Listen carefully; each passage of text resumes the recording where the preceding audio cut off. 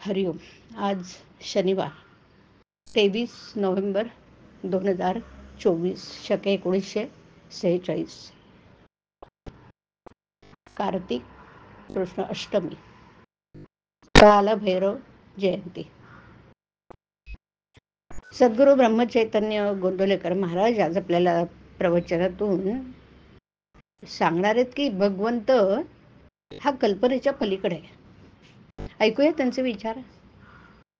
मनुष्याचा स्वभावच असा असतो की आपल्या कल्पनेत जेवढं येतं तेवढंच आपण सत्य मानतो, पण आपली कल्पनाच किती संकुचित असते ह्याचा कोणी विचार करत नाही ना.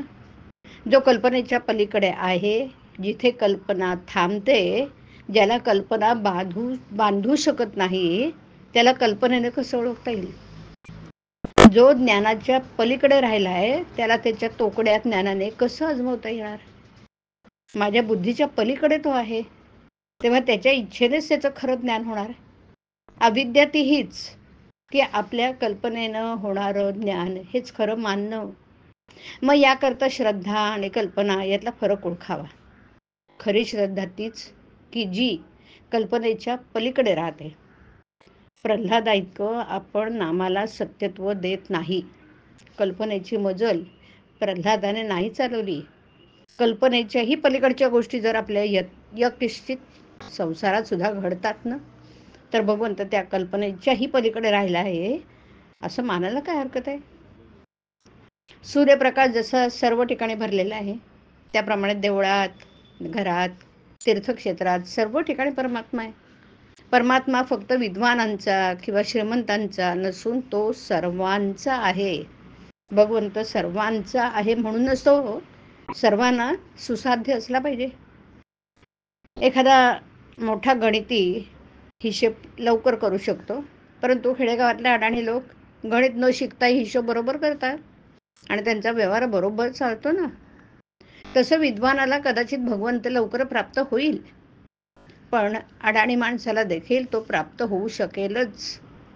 भगवंताची दृष्टीच अशी आहे की त्याला आपलं अंतःकरण स्पष्ट दिसतं. बरं, ते जसं असेल त्याप्रमाणे भगवंत आपल्याला जवळ किंवा दूर करतो.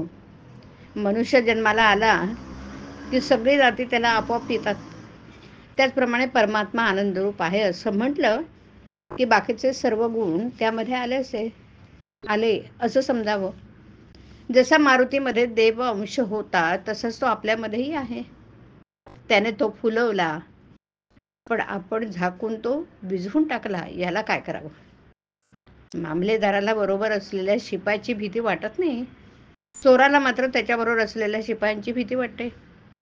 त्याचप्रमाणे भगवंत आपल्या पाठीमागे आहे ही जाणीव ज्याला असते त्याला उपाधीची भीती वाटत नाही, कारण ती त्याच्याच इच्छेने आली आहे अशी खात्री असते. आपण आपले मागले घडलेले सर्व भगवंताला अर्पण करावं, मग पुढची जबाबदारी त्याच्यावर. जे निश्चित नाही त्याचं नाव कल्पना. देव आहे असं निशंकपणाने वाटणं हे ज्ञान. हरिओम. हरिओम तत्सत. हरिओम.